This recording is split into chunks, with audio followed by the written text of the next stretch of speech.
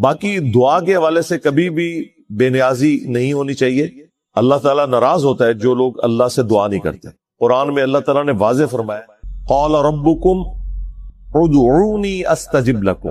تمہارے رب نے یہ حکم فرمایا ہے کہ اے میرے بندو مجھ سے مانگو میں تمہاری دعا کو قبول کروں گا. ان الذین یستکبرون عن عبادتی، جو لوگ بھی میری عبادت سے تکبر کریں گے. اور عبادت یہاں پہ اللہ تعالیٰ نے دعا کو فرمایا ہے، اور نبی علیہ السلام نے یہی دعا سے ریلیٹڈ جو آیت ہے سورہ غافر کی جسے سورۃ المؤمن کہتے ہیں، یہ آیت نمبر 60 یہ تلاوت بھی کی جو جامع ترمذی میں، سنن ابن ماجہ میں، سنن نسائی میں حدیث ہے. الدعاء هو العبادہ، دعا ہی تو عبادت ہے. پھر حضور نے یہی آیت پڑھی ادعونی استجب لکم ان الذین یستکبرون عن عبادتی، اے میرے بندو مجھ سے مانگو میں تمہاری دعا کو قبول کروں گا. جو لوگ بھی میری اس عبادت یعنی دعا مانگنے سے تکبر کریں گے میں انہیں ذلیل و خوار کر کے جہنم میں داخل کروں گا. یعنی اللہ تعالیٰ ناراض ہوتا ہے اس سے جو اللہ سے دعا نہیں مانگتا. یہ ذہن میں رکھیے، دعا آپ نے مانگنی ہے چاہے اس کا رزلٹ جو بھی نکلے. اور یہ بھی یاد رکھیں دعا ہر حال میں قبول ہوتی ہے، لیکن وہ 3 موڈز میں چلی جاتی ہے. وہ جامع ترمذی میں، مسند احمد میں، مشکات میں حدیث موجود ہے کہ دعا کبھی رد نہیں جاتی. یا تو جو آپ نے مانگا ہے وہ آپ کو دے دیا جاتا ہے، یا اس دعا کے بدلے کوئی اللہ تعالیٰ آپ کی تکلیف ٹال دیتا ہے، یا آپ کو کوئی اور بہتر چیز دے دیتا ہے، یا پھر وہ دعا قیامت کے دن کے لیے سنبھال کے رکھ دی جاتی ہے، اس کے اگینسٹ نیکیاں ملتی ہیں. کیونکہ دعا خود عبادت ہے نا، تو عبادت کے اگینسٹ نیکیاں تو ملیں گی. تو کبھی بھی دعا خالی نہیں جاتی. ہاں، اس لیے دعاؤں سے اپنے آپ کو بے نیاز نہیں کرنا چاہیے. اللہ تعالیٰ کی ناراضگی کا سبب ہے جو شخص دعا سے کنی کتراتا ہے. اسی لیے دیکھیں کہ ہمارے پروفٹ صلی اللہ علیہ وآلہ وسلم کی پوری مبارک زندگی سینٹرڈ اراؤنڈ گاڈ ہے. کسی موقع پر کوئی دعا نہیں چھوڑی. ٹوائلٹ میں بھی گئے ہیں نا تو بخاری میں آتا ہے اللہم انی اعوذ بک من الخبث والخبائث. ہاں، ٹوائلٹ سے باہر نکلے ہیں تو غفرانک، مسجد میں داخل ہوئے ہیں تو دعا، مسجد سے نکلے ہیں تو دعا. ہر موقع کے اوپر اللہ تعالیٰ کو یاد رکھا ہے تاکہ آپ کا ایک تعلق اللہ تعالیٰ کے ساتھ بنا رہے. جو بھی یونس کی دعا کے ذریعے اللہ کی طرف متوجہ ہو اللہ تعالیٰ اسے کبھی محروم ہی نہیں لوٹائے گا. اب یہ مختصر سا وظیفہ جو لوگ پوری زندگی سے پڑھتے رہتے ہیں اسے یہ نہیں پتا کہ اس کا مطلب کیا ہے. لا الہ الا انت سبحانک انی کنت من الظالمین. اور ان کے بھائی نے مجھے خود کہا کہ وہ یہ دعا کرتے ہوئے ساتھ پنجابی میں اپنی نیٹو لینگویج میں اس کو بیان بھی کر رہے تھے کہ اے اللہ تو تو پاک ہے، تو تو غلطی نہیں کرے گا، میں انسان ہوں، میں مانتا ہوں میں غلطی کر سکتا ہوں، مجھے معاف کر دے. وَظَنُّونَ، اور یاد کرو مچھلی والے کو یعنی کہ یونس علیہ السلام، اِذْ ذَهَبَ مُغَاضِبًا، جب وہ غصے کی حالت میں چل پڑے. غصہ کس پہ تھا؟ قوم پہ. حق قبول نہیں کیا، لیکن ایک اجتہادی غلطی ہوئی کہ وحی کا انتظار کیے بغیر ان کو عذاب کی وعید سنا کر وہاں سے چلے گئے. اب ایک پیغمبر کے شان شان نہیں تھا کہ وہ وحی کا انتظار کیے بغیر خود سے اجتہاد کر کے وہاں سے نکل جائیں. بس یہ جو ان کی اجتہادی غلطی تھی امت کے حق میں یہ کریڈٹ ثابت ہوئی، ان کا ڈیبٹ. اور سورہ یونس میں ہم پڑھ چکے ہیں کہ کبھی ایسا نہیں ہوا کہ کسی قوم کے لیے عذاب کے آثار نمایاں ہو جائیں اور ان سے وہ عذاب ٹل جائے سوائے قوم یونس کے. 1,00,000 سے زیادہ وہ لوگ تھے. قرآن میں آیا اللہ تعالیٰ نے ان سب کو توبہ کی توفیق دی. دیکھیں وہ تو سمجھ لیں کہ جہنمیوں سے سیدھے جنتی بن گئے، کیونکہ عذاب کے آثار آنے کے بعد تو ان سے پہلے بھی قومیں اسلام قبول کر چکی تھی. فرعون نے اسلام قبول کر لیا تھا، لیکن اس وقت موت کو سامنے دیکھ کر اسلام قبول نہیں ہوتا، اللہ تعالیٰ اسے ایکسیپٹنس نہیں دیتا. قوم یونس کو اللہ تعالیٰ نے ایکسیپٹنس دے دی اور ان سب کے سب لوگوں نے اسلام قبول کیا. وہ تو کنکلوڈ کر بیٹھے تھے. دوسری طرف ان کو اجتہادی غلطی کے اوپر اللہ تعالیٰ نے آزمائش میں ڈالا. جس کشتی میں وہ سوار تھے اس میں طوفان آ گیا. وہ سب لوگ اپنے اپنے خداؤں کو یاد کرنا شروع ہو گئے. بیچ میں عبرانی یہی تھے بنی اسرائیل میں سے، ان کو تو پتا چل گیا کہ یہ تو اب طوفان ٹلنے والا نہیں ہے. وہ لوگ قرآن اندازی کیا کرتے تھے. 3 دفعہ قرآن نکالا، تینوں دفعہ ان کے نام نکلا. پہلی دفعہ نکلا تو لوگوں نے کہا نہیں اس طرح کی کوئی غلط چیز ان میں تو ہمیں نظر نہیں آتی ہے.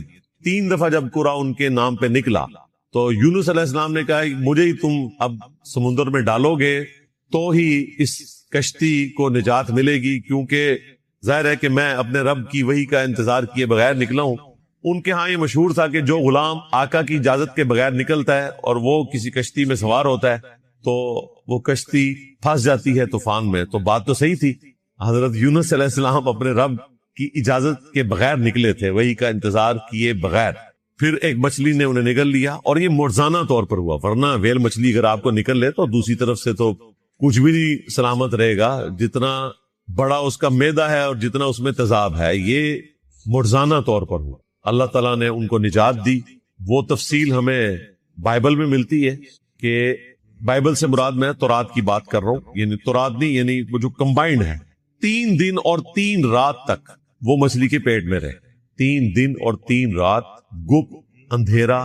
وہاں انہوں نے ایک دعا کی، اللہ تعالیٰ نے وہ قبول کر لی۔ وہ دعا اسی صورت میں آئے گی، سورہ الصافات میں آگے چل کر آئے گا کہ اگر یونس علیہ السلام اس دعا کے ذریعے ہماری طرف متوجہ نہ ہوتے تو پھر مچھلی کے پیٹ سے اسی دن نکالے جاتے جس دن مردے اپنی قبروں سے نکالے جائیں۔ اللہ تعالیٰ نے اس دعا کی برکت سے ان کو نجات دے دی۔ واپس جب وہ قوم میں آئے تو حیران رہ گئے کہ سب لوگ ہی، یعنی سب نے رفع الدین شروع کر دیا ہے، سارے ہی چینج ہو چکے ہیں۔ تو بہت بڑی چیز تھی۔ تو اللہ تعالیٰ فرما رہا ہے کہ سیدنا یونس علیہ السلام غصے کی حالت میں اپنے قوم سے نکلے، فَظَنَّ أَن لَّن نَّقْدِرَ عَلَيْهِ، اور انہوں نے یہ گمان کیا کہ ہم ان پر گرفت نہیں کریں گے۔ یعنی انہوں نے کہا خیر ہے، اب انہوں نے انکار کیا، اب تو عذاب ہی آنا ہے، تو میں وہی کا انتظار کیے بغیر نکل جاتا ہوں۔ اگلا فیصلہ تو ہمیں پتہ ہے کیا ہونا ہے، لیکن پروٹوکول کو فالو نہیں کیا۔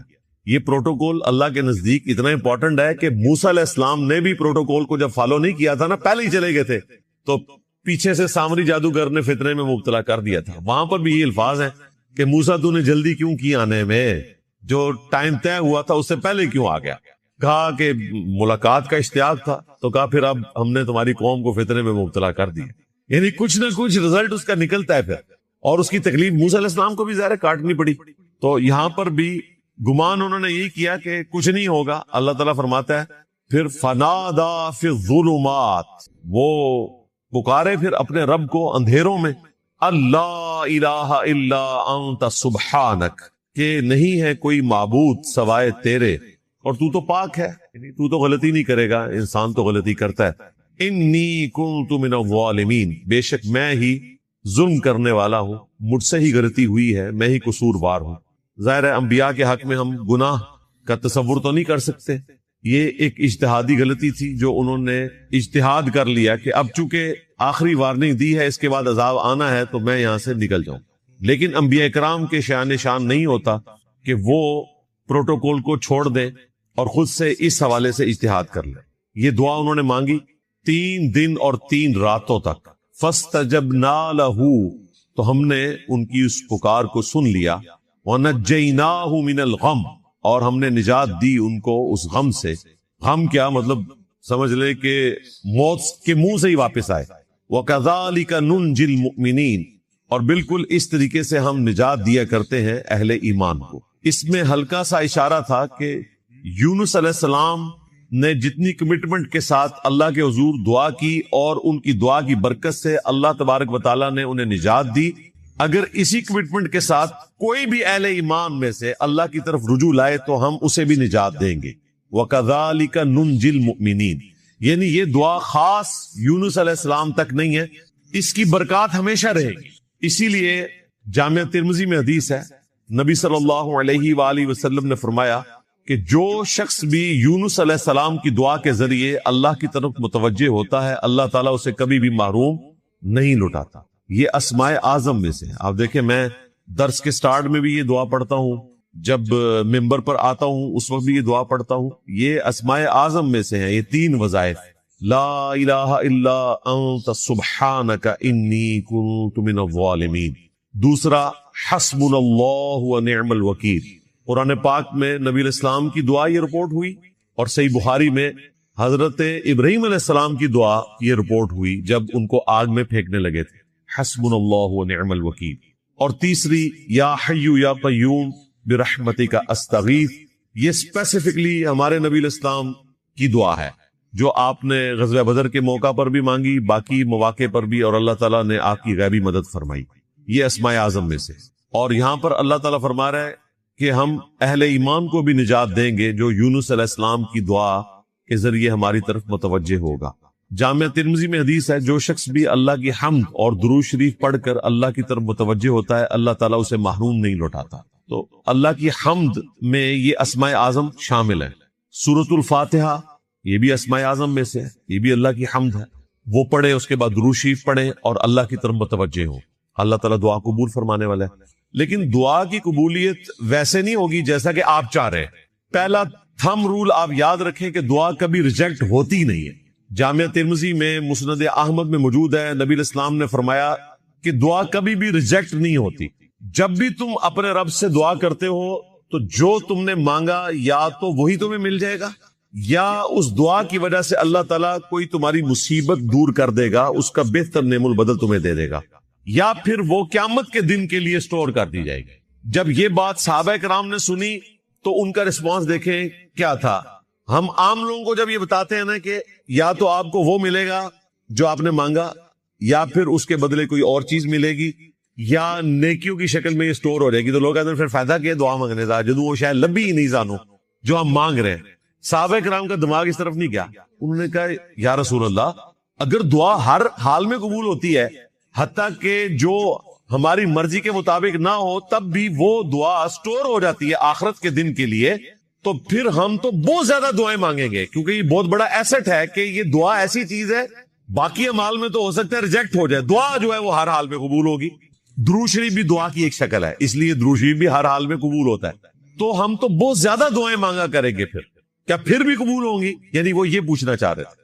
تو نبی علیہ السلام نے فرمایا اللہ تعالیٰ بھی بہت زیادہ قبول فرمانے والا ہے، یعنی اللہ تعالیٰ یہ نہیں کہے گا کہ آج تو اس نے 1.5 گھنٹہ دعائیں مانگ لی تو 1.5 گھنٹے کی نیکیاں میں اس کو دوں یا بیچ میں 5 منٹ کی نیکیاں لکھوں، نہیں، ساری نیکیاں سٹور ہو جائیں۔ صحابہ کرام تو یہ رزلٹ نکالتا۔ جامعہ ترمذی میں حدیث ہے، جس شخص کی یہ خواہش ہو کہ اللہ تعالیٰ مصیبت اور پریشانی میں اس کی دعا سنے، قبول فرمائے، تو اسے چاہیے جب وہ آسودہ حال ہو تو بھی اپنے رب کو یاد کیا کرے۔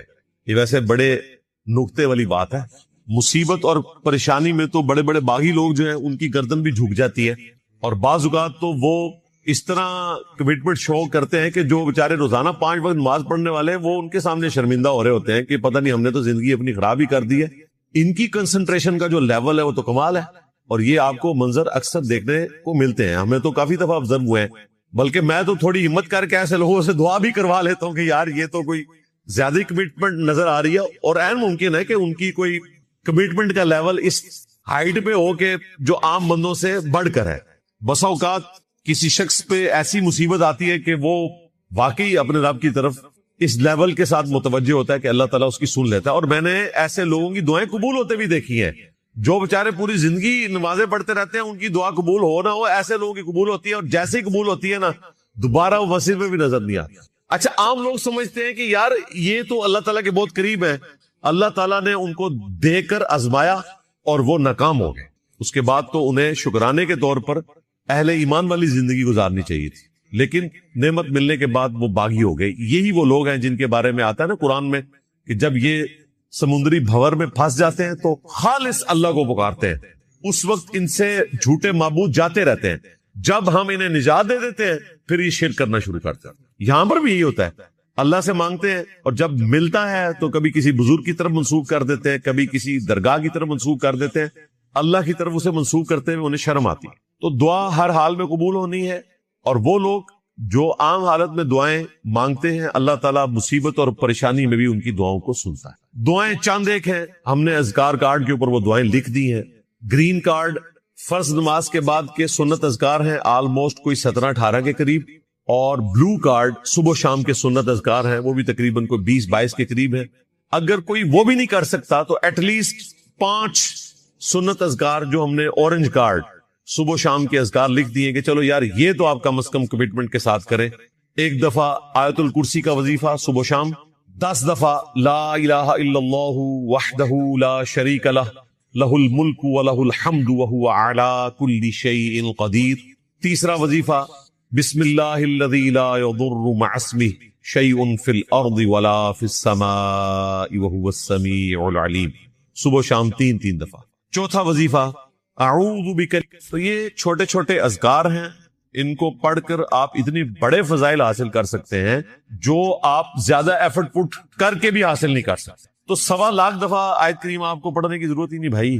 آیت کریمہ اگر آپ صبح شام ایک دفعہ پڑھ لیتے ہیں، ہر دعا کے ساتھ ایک دفعہ پڑھ لیتے ہیں، اور واقعتاً اس کا فہم اپنے ذہن میں رکھتے ہوئے گاڈ اورینٹڈ ہو کر، اور سید الاستغفار ہے یہ، اس سے بہتر کوئی استغفار کا سیگا نہیں ہو سکتا. قرآن میں رپورٹ ہوا، اور نبی اسلام جامع ترمذی میں حدیث ہے، کہہ رہے ہیں کہ جو بھی یونس کی دعا کے ذریعے اللہ کی طرف متوجہ ہو، اللہ تعالیٰ اسے کبھی محروم ہی نہیں لوٹائے گا. اب یہ مختصر سا وظیفہ جو لوگ پوری زندگی سے پڑھتے رہتے ہیں نا، اسے یہ نہیں پتا کہ اس کا مطلب کیا ہے. لا الہ الا انت سبحانک انی کنت من الظالمین. اور ان کے بھائی نے مجھے خود کہا کہ وہ یہ دعا کرتے ہوئے ساتھ پنجابی میں اپنی نیٹو لینگویج میں اس کو بیان بھی کر رہے تھے کہ اے اللہ تو تو پاک ہے، تو تو غلطی نہیں کرے گا. اور یاد کرو مچھلی والے کو، یعنی کہ یونس علیہ السلام، اذ ذهب مغاضبا، جب وہ غصے کی حالت میں چل پڑے. غصہ کس پہ تھا؟ قوم پہ. حق قبول نہیں کیا، لیکن ایک اجتہادی غلطی ہوئی کہ وحی کا انتظار کیے بغیر ان کو عذاب کی وعید سنا کر وہاں سے چلے گئے. اب ایک پیغمبر کے شان نہیں تھا کہ وہ وحی کا انتظار کیے بغیر خود سے اجتہاد کر کے وہاں سے نکل جائیں. بس یہ جو ان کی اجتہادی غلطی تھی، امت کے حق میں یہ کریڈٹ ثابت ہوئی، ان کا ڈیبٹ. اور سورہ یونس میں ہم پڑھ چکے ہیں کہ کبھی ایسا نہیں ہوا کہ کسی قوم کے لیے عذاب کے آثار نمایاں ہو جائیں اور ان سے وہ عذاب ٹل جائے، سوائے قوم یونس کے. 1 لاکھ سے زیادہ وہ لوگ تھے، قرآن میں آیا. اللہ تعالیٰ نے ان سب کو توبہ کی توفیق دی. دیکھیں وہ تو سمجھ لیں کہ جہنمیوں سے سیدھے جنتی بن گئے، کیونکہ عذاب کے آثار آنے کے بعد تو ان سے پہلے بھی قومیں اسلام قبول کر چکی تھی. فرعون نے اسلام قبول کر لیا تھا، لیکن اس وقت موت کو سامنے دیکھ کر اسلام قبول نہیں ہوتا، اللہ تعالیٰ اسے ایکسیپٹنس نہیں دیتا. قوم یونس کو اللہ تعالیٰ نے ایکسیپٹنس دے دی، اور ان سب کے سب لوگوں نے اسلام قبول کیا. وہ تو کنکلوڈ کر بیٹھے تھے. دوسری طرف ان کو اجتہادی غلطی کے اوپر اللہ تعالیٰ نے آزمائش میں ڈالا. جس کشتی میں وہ سوار تھے اس میں طوفان آ گیا. وہ سب لوگ اپنے اپنے خداؤں کو یاد کرنا شروع ہو گئے. بیچ میں عبرانی یہی تھے بنی اسرائیل میں سے، ان کو تو پتا چل گیا کہ یہ تو اب طوفان ٹلنے والا نہیں ہے. وہ لوگ قرآن اندازی کیا کرتے تھے. 3 دفعہ قرآن نکالا، تینوں دفعہ ان کے نام نکلا. پہلی دفعہ نکلا تو لوگوں نے کہا نہیں، اس طرح کی کوئی غلط چیز ان میں تو ہمیں نظر نہیں آتی ہے. 3 دفعہ جب قرآن ان کے نام پہ نکلا تو یونس علیہ السلام نے کہا مجھے ہی تم اب سمندر میں ڈالو گے تو ہی اس کشتی کو نجات ملے گی، کیونکہ ظاہر ہے کہ میں اپنے رب کی وحی کا انتظار کیے بغیر نکلا ہوں. ان کے ہاں یہ مشہور تھا کہ جو غلام آقا کی اجازت کے بغیر نکلتا ہے اور وہ کسی کشتی میں سوار ہوتا ہے تو وہ کشتی پھنس جاتی ہے طوفان میں. تو بات تو صحیح تھی، حضرت یونس علیہ السلام اپنے رب کی اجازت کے بغیر نکلے تھے، وحی کا انتظار کیے بغیر. پھر ایک مچھلی نے انہیں نگل لیا، اور یہ معجزانہ طور پر ہوا. ورنہ ویل مچھلی اگر آپ کو نکل لے تو دوسری طرف سے تو کچھ بھی نہیں سلامت رہے گا. جتنا بڑا اس کا معدہ ہے اور جتنا اس میں تیزاب ہے، یہ معجزانہ طور پر ہوا. اللہ تعالیٰ نے ان کو نجات دی. وہ تفصیل ہمیں بائبل میں ملتی ہے کہ بائبل سے مراد میں تورات کی بات کر رہا ہوں، یعنی تورات نہیں، یعنی وہ جو کمبائنڈ ہے. 3 دن اور 3 رات تک وہ مچھلی کے پیٹ میں رہے. 3 دن اور 3 رات گپ اندھیرا. وہاں انہوں نے ایک دعا کی، اللہ تعالیٰ نے وہ قبول کر لی. وہ دعا اسی صورت میں آئے گی. سورہ الصافات میں آگے چل کر آئے گا کہ اگر یونس علیہ السلام اس دعا کے ذریعے تو کوئی حضور کے جسم پر صلی اللہ علیہ وآلہ وسلم پھیرا کرتی تھی. تو یہ بہترین تعویذ ہے. قل هو اللہ احد اور قل اعوذ برب الفلق اور قل اعوذ برب الناس، یہ پڑھ کر پھونکے. یہ ہمارے ان اذکار میں موجود ہے. دوسرا وظیفہ ہے.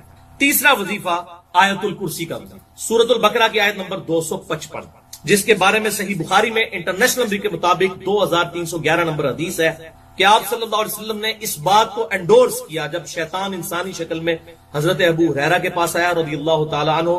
بڑی ڈیٹیل حدیث ہے. اینڈ پہ اس نے ایک وظیفہ بتایا حضرت ابو ہریرہ کو اور کہا کہ اے ابو ہریرہ، اگر تم رات کو سونے سے پہلے آیت الکرسی سورۃ البقرہ کی آیت نمبر 255 پڑھ لو گے، اللہ لا الہ الا هو الحی القیوم وهو العلی العظیم تک، تو پوری رات اللہ تعالیٰ کی طرف سے ایک فرشتہ تمہاری حفاظت پر مامور ہو جائے گا.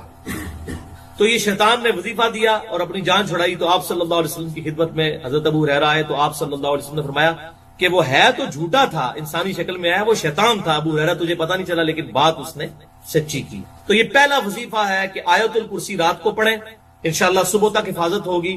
ویسے آپ نے فجر کے بعد بھی ایک دفعہ پڑھ لیا تب بھی ٹھیک ہے، وہ سنن نسائی الکبریٰ کے اندر صحیح سند کے ساتھ یہ حدیث موجود ہے کہ آپ صلی اللہ علیہ وسلم نے فرمایا کہ جو فرض نماز کے بعد آیت الکرسی پڑھے گا مرتے ہی جنت میں داخل ہو، لیکن نماز پڑھے گا نماز پڑھے بغیر تو نہیں جان چھوڑنی، نماز پڑھنے کے بعد پڑھے گا، خالی آیت الکرسی پڑھنے سے جنت میں نہیں جائے گا۔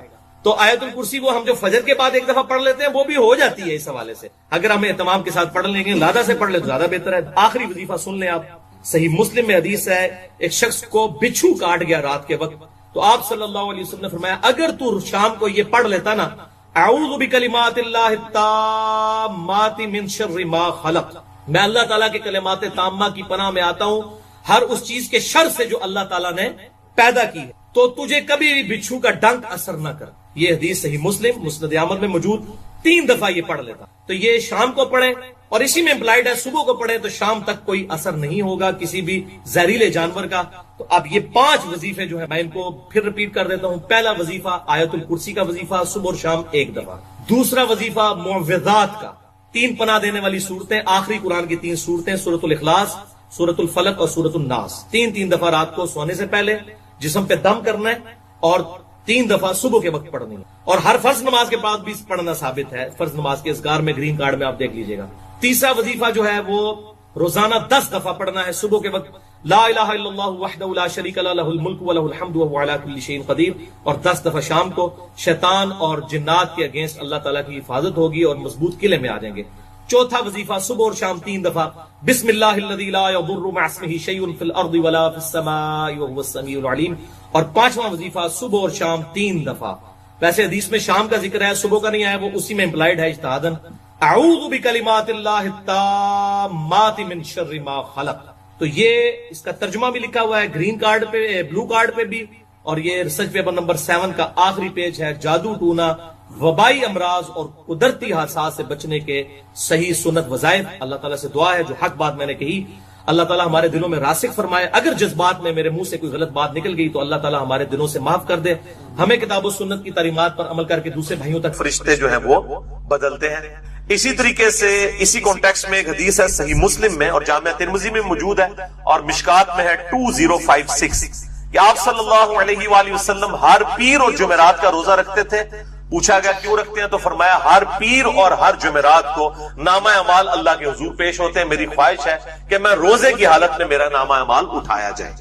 یعنی ہفتہ وار بھی پیشی ہوتی ہے پیر اور جمعرات کو، روزانہ جو ہے عصر اور فجر کے وقت، اور ہفتے میں پھر وہ کمبائنڈ فارم میں، جس طرح ہمارا بھی ہوتا ہے کہ ایک سال کا بجٹ آتا ہے، پھر مہینوں پہ ڈیوائیڈ ہوا ہوتا ہے، پھر منی بجٹس ہوتے ہیں، تو اللہ تعالیٰ کا بھی جو سال کا پورا سیشن ہے وہ شب قدر ہے جو رمضان کے آخری عشرے کی طاق راتوں میں، اور جو ہفتہ وار ہے وہ اس اعتبار سے پیر اور جمعرات اور روزانہ فجر اور عصر کے وقت، اور سال میں ایک مہینہ اللہ تعالیٰ نے مخصوص کیا ہے، ایک تو ایک رات ہے نا، ایک مہینہ بھی مخصوص ہے، وہ شعبان المعظم کا مہینہ ہے اس حدیث کے تحت۔ تیسری حدیث بھی بخاری اور مسلم دونوں میں موجود ہے، مشکات میں ہے 2036۔ اما عائشہ رضی اللہ تعالیٰ عنہ کہتی ہیں کہ میں نے رمضان مبارک کے علاوہ آپ صلی اللہ علیہ وآلہ وسلم کو کسی بھی اور مہینے میں اتنے روزے رکھتے ہوئے نہیں دیکھا جتنا کہ شعبان کے مہینے میں روزے کثرت کے ساتھ رکھتے ہوئے دیکھا ہے۔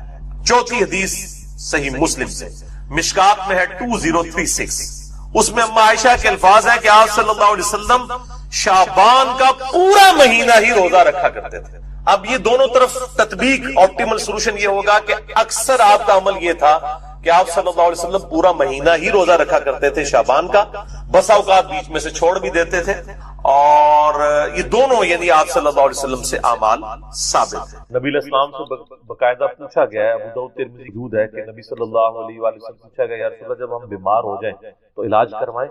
آپ فرمایا اللہ کے بندو علاج کرواؤ، اللہ تعالیٰ نے بڑھاپے کے علاوہ ہر مرض دوا نازل کی، بوڑھا جوان نہیں کبھی ہوتا۔ صحیح بخاری میں حدیث ہے نا کہ کلونجی میں موت کے علاوہ ہر مرض کی دوا ہے، موت وہ مرض ہے جو ٹل نہیں سکتی، بڑھاپا دوبارہ جوانی میں نہیں آپ آ سکتے کوئی دوائی کھا کے۔ صحیح بخاری و مسلم میں حدیث ہے کہ اللہ تعالیٰ نے کوئی ایسی بیماری نازل نہیں کی ہے جس کی دوا نہ اتاری، اور جب وہ دوا موافق ہو جاتی ہے اس بیماری کے تو اللہ تعالیٰ کے اذن شفا ہو جاتی ہے۔ نبی علیہ السلام تو خود یعنی بیماریوں کا علاج کیا کرتے، دعائیں تجویز کیا کرتے۔ کتاب الطب پورا چیپٹر ہے مشکات کے اندر، آپ کو جلد کے اندر مل جائے گا، جس میں بخاری، مسلم، ابو داؤد، ترمذی، نسائی، ابن ماجہ کے حوالے سے کئی احادیث آپ کو مل جائے گی کہ نبی صلی اللہ علیہ وآلہ وسلم نے باقاعدہ شہد کے ذریعے علاج کروایا ہے، ایون یہ داغ لگوانے کے ذریعے علاج کروایا ہے۔ سعد ابن معاذ کے بارے میں آتا ہے نا بخاری مسلم، ان کو جب تیر لگ گیا تھا تو اس میں پیپ پڑ گئی تھی، صفائی کروا کے اس کو داغ لگوایا تھا۔ تو یہ سارے علاج آپ نے، یہ تو فنیٹکس کا ہے طریقہ کہ جو بیمار ہے تو مرتا ہی رہے، کوئی علاج کروانے کی اسلام میں کچھ نہیں ہے۔ اسلام میں تو آپ نے علاج کروانا ہے، کیونکہ اللہ کی نعمتوں کی قدر کرنی ہے نا۔ یہ جو صحت ہے یہ بھی تو اللہ کی نعمت ہے، تو اس کی بھی آپ نے قدر کرنی ہے۔ اچھا،